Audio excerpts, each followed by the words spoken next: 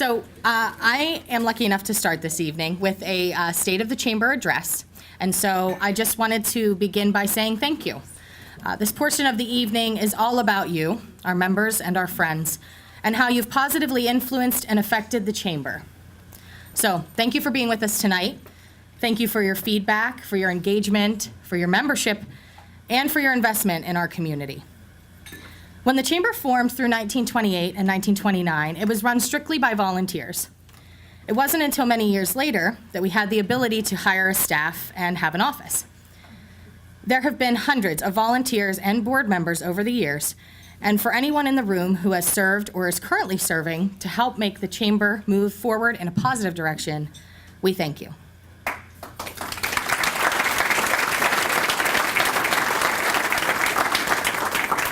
In its 87-year history, the Chamber has been a lot of places. It has moved in a few different directions, but tonight we're going to talk about what we've been doing in recent history and where we are today. Over time, the Chamber has proudly been a part of many different initiatives, government affairs projects, and events. We've had various numbers of members and changing levels of engagement. But in 2010, a big change hit us. This may have been a change that some noticed and that some didn't. And it wasn't as obvious as the serious market crash in 2008, but it was indeed a change. When a law that allowed associations like Chambers of Commerce to offer a group rate on health insurance was overturned, the membership numbers took a very hard hit, somewhere in the neighborhood of around 30%. So we had some very serious decisions to make. We decided to take it back to the basics, to find out what it was that our members wanted. So we surveyed, we asked questions, and we performed research. We began to realize that our membership was as diverse as Phoenixville itself. We started with initiatives that were high in demand, like offering more networking opportunities, and then we started to chip away so that we could just rebuild. The most common thread that we found is that our membership wants to feel connected. We believe that connections are your foundation to a network of lasting relationships, and we wanted to start building with you. We have worked to schedule an average of 3 to 6 networking events per month that include our monthly membership meeting, educational seminars, business card exchanges, young professionals events, ribbon cuttings, and after-hours mixers. We've also brought back our ambassador committee to enhance the members' connections not only to one another, but to the Chamber itself. It's a fantastic opportunity for peer-to-peer interaction that has certainly helped to create a stronger retention rate and a higher percentage of new members joining us each year. More importantly, members are being heard. Over the last 3 years, with the help of volunteers, the Chamber has also rebuilt the Government Affairs Committee and has created opportunities to serve on various event or special task committees throughout the course of the year. Additionally, we now host a CEO and entrepreneur roundtable, and we'll be launching the nonprofit roundtable later this year. Another major project that the Chamber recently underwent was the launch of a new community website and a new logo. In September 2014, with the help of PEDCO, our Economic Development Corporation, as well as our advertisers, we launched a membership and community-driven website, which includes a robust membership directory and an all-inclusive community calendar, which was one of the most common requests that we had received. The site also features great historical information, relocation information, event overviews, and links to a wide range of needs that any visitor to the site may have. Not to mention an online payment system and an easier way to register for events and retrieve information. We're very proud of this site and everything that it has accomplished thus far. Via these initiatives, we've experienced more results, positive results, in surveys, retention, and in our growth. In fact, we're thankful for the challenges that presented themselves and allowed us to renew our focus on our members. I am proud to report that we have since grown by 95 members, which is a 35% increase.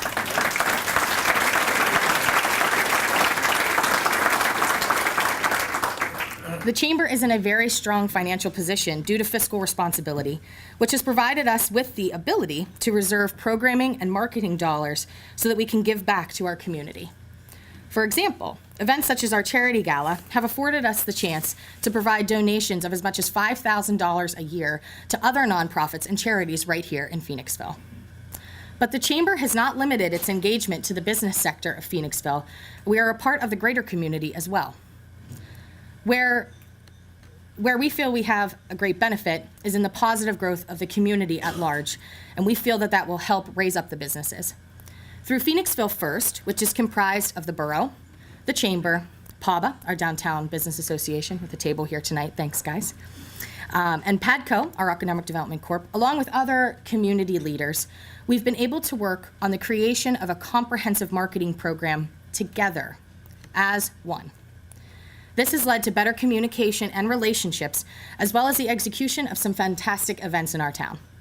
Under the Phoenixville First umbrella, you will find First Fridays, the Food Festival, and the Summer Music Series. These events have grown and gained crowd traction not only to those local to Phoenixville, but outside of our community as well, bringing thousands into our downtown. Putting Phoenixville onto the map in a cohesive way is the end goal.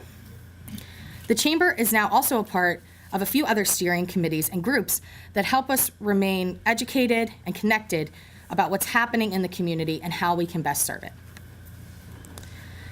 If you take a look at this infographic, which we will also be making available on our website under the About the Chamber tab, you will see an overview of some of the additional specifics of our year in review. As the year continues, we encourage you to be on the lookout for membership appreciation events, engaging speakers at our monthly membership meetings, opportunities to provide feedback, and other great events to network and better yourself. We are also thrilled to share a video with you tonight. As you know, if I may say, we do have a very hardworking staff and board of directors. We have recently acquired an intern, Derek, who's with the University of Valley Forge, also taking photos with us tonight.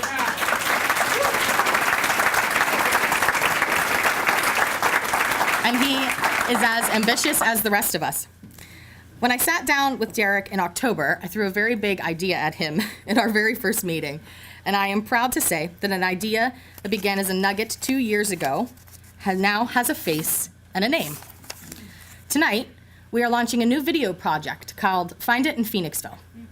This video that you're about to watch is an overview of what we've been working on, and we cannot wait to premiere the full videos. I would like to thank those who have already completed a shoot with us: Bridge Street Chocolates, the Phoenix Bar, Lulu Boutique and Giftery, and Mod House Vintage.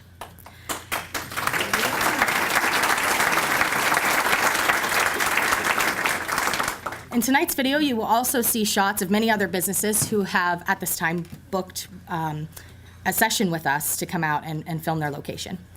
It's a special thanks also to our front office coordinators, Maggie and Tom, who are not here with us tonight, for their feedback and their ideas, not only in this project, but on so many others as well. Here is a sneak peek of what you can expect to find in Phoenixville.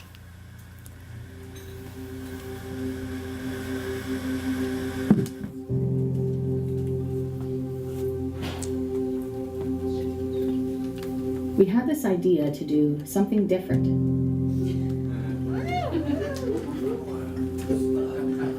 Phoenixville is unique, and we wanted to showcase that.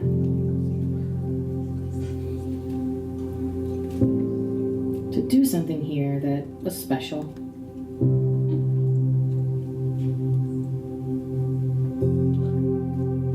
So we started. Storyboarding, interviewing, writing scripts, creating a track and a vision, culminating in filming this series of videos. What has happened has amazed us.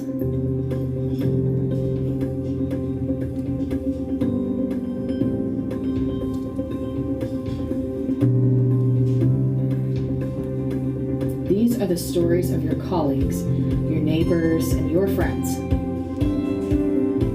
brought to life. This is the next step. This is how we grow, not only as a chamber, but as a community.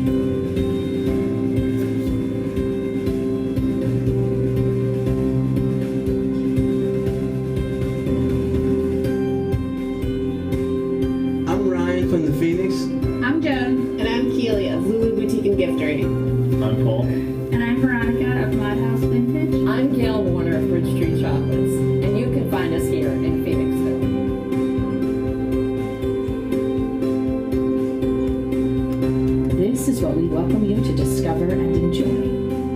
This is what you can find in Phoenixville.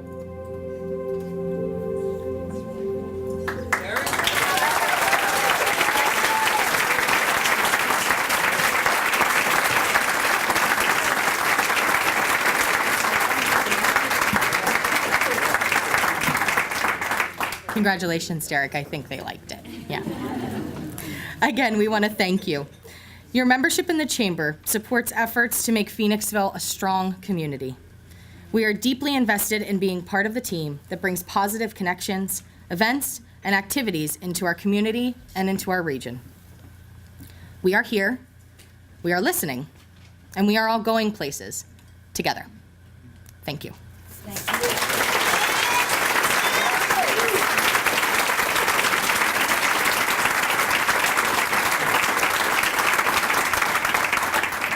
At this time, I would like to welcome Krista Pierce, the chairman of our board and the chair of the annual awards dinner, to the podium.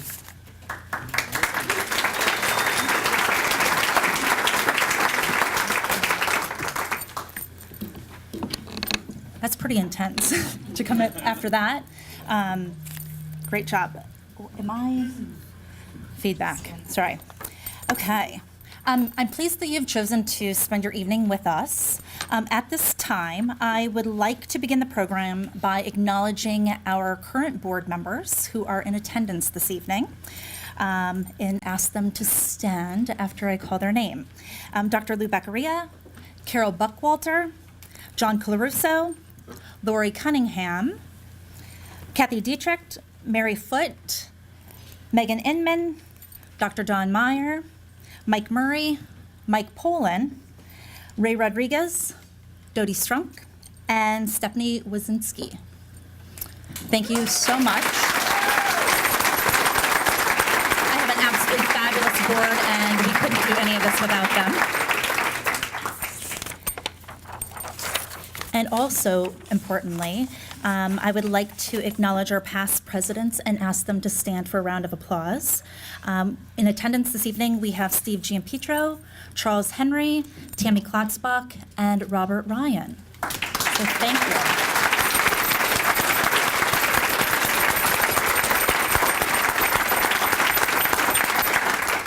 The Chamber of Commerce thanks you all for your volunteerism and your support. It definitely is a lot of work, and without volunteers, we couldn't do it without you. So thank you. At this time, I would like to introduce our honored guests, all of which have kindly provided citations for our winners, which will be presented throughout the evening to save a little time. So at this time, please join me in welcoming Commissioner Michelle Kickline, I got that, Representative Warren Camp, and Senator Andrew Dinniman to the podium for brief comments. So come on up.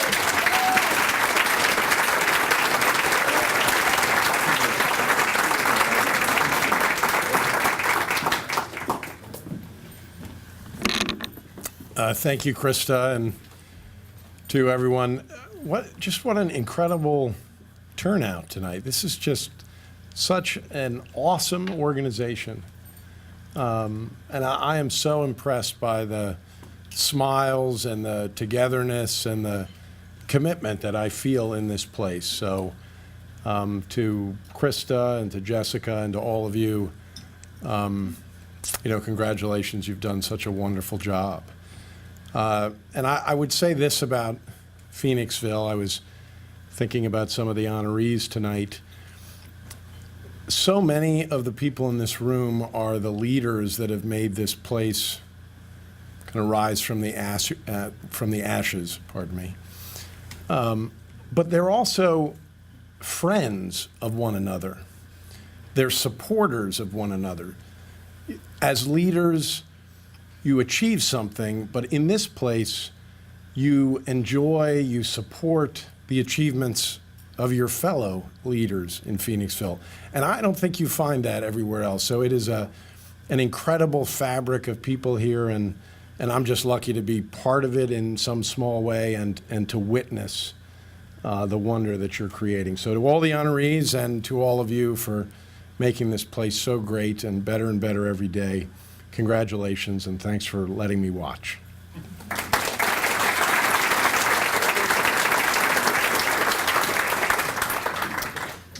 Good evening, everybody. I'm so honored to be here. As you all know, I'm the newest Chester County Commissioner. I was just appointed in December to fill Ryan Costello's unfinished term. And in my short time as a commissioner, I've had an opportunity to travel throughout Chester County, and it is a very large county.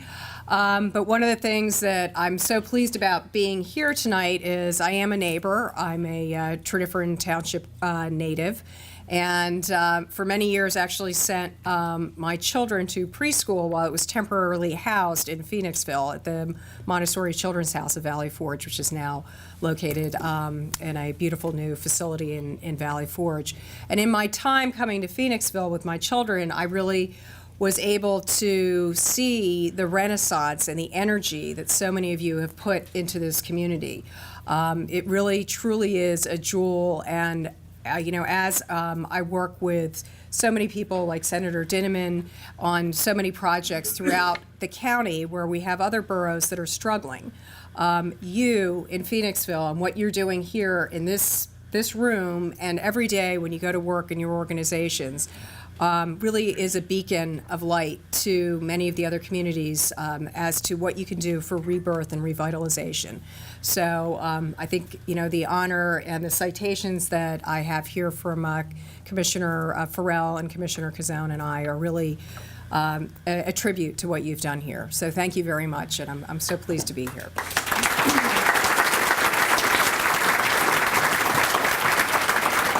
Well, good evening, everyone. And it is good to be here. I was just thinking, I'm the old guy. If Michelle's a new person, I've been around for a long time. And I can remember coming to Phoenixville in the mid-'70s. It was in the last days of being a steel town. And when that mill closed, people were not so optimistic as they are today, were they? No one was sure whether Phoenixville would make it or not. But thanks to the Chamber, thanks to all of your effort, it's more than made it. The Phoenix, well, everyone should have known the Phoenix rises out of the ashes anyway. But in this case, it rose out of the ashes because all of you worked together to make it the case. And one of the things I was doing today was reviewing and working on legislation to help a lot of the communities that have been steel towns, that have been textile mill towns, when you go up in the Northeast, that had their whole economy based, say, on coal. And very few of those communities have made the transition from the industrial age to our age today, which is much more technological. You have been able to become a center for a shopping center, a destination. That's why I like Find It in Phoenix. We can find everything here, right? In fact, great glasses like you have. That's funny where you got those glasses. Did you get them in Phoenixville? Yes. See, you find everything here. But no, in all seriousness, my message is a very simple one. A lot of communities didn't make it, okay? And a lot of communities are still struggling very much today. But you have. And you've done it because you've worked as a community, because you have had a mission. And in some ways, maybe it was good when they took the insurance away, because you got together and you defined it. If you have a destination, if you know where you want to go, you'll usually get there. The trouble with many communities, they don't know where they want to go. And two final thoughts. One, I think you have to understand that in this community, it was very unusual back then how it started to blossom. And that's because of the Colonial Theater and Mary Foote and those who founded it. Because people didn't clearly understand that the arts and the role of the arts could change a whole community. That the arts could be the path and a means for economic development. And that's what Mary and the board and everyone helped us understand. Barbara understood the role, Cone, of historic preservation. You put it all together and you've been successful. And the final comment is, I loved when you talked about the importance of community. Because there is a sense in this room that people are together. You liked one another. And by the way, in Harrisburg, that would be very unusual. So it's a pleasure to come to a place where people actually like each other and where they talk to each other and they actually can work together for success. I mean, we in Chester County can do that all the time, Michelle, Warren and I, but the Harrisburg as a whole. And so don't underestimate the importance of relationships and communities. And that's where Valley Forge University comes in. Because their strength has been to demonstrate service and what community is all about in their annual cleanup of this community. So you have it all, right? You really do. You made it. You have a sense of purpose. You have a sense of good relationships. You have a sense of community. And I'm here simply to say congratulations and keep it up. Thank you.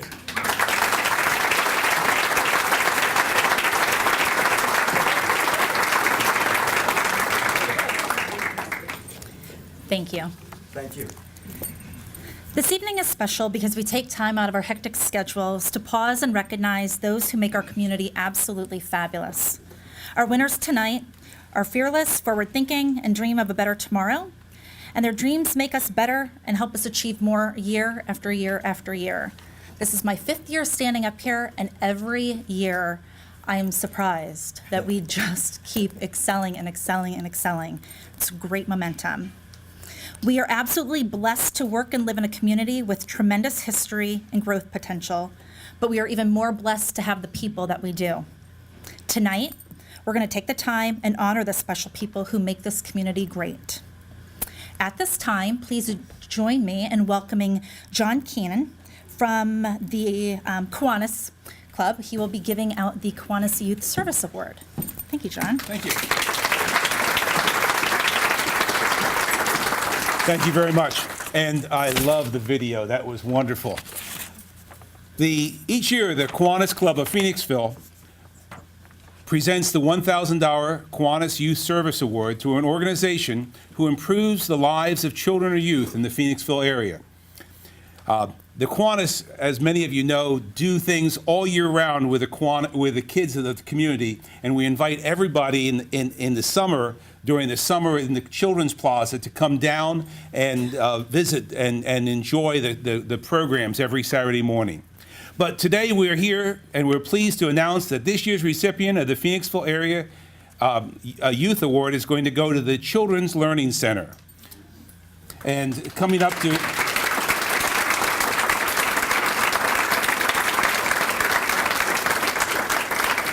Julian McCracken, the financial advisor for them, is going to be accepting the award. There we go. And he's going to also tell you just a little bit about what they're doing with this program. Thank you, John. And thank you to the Kiwanis Club. I'll introduce Sandra Zimmerman. She's the president of our board. So Sandra and her husband own Heidi Sue.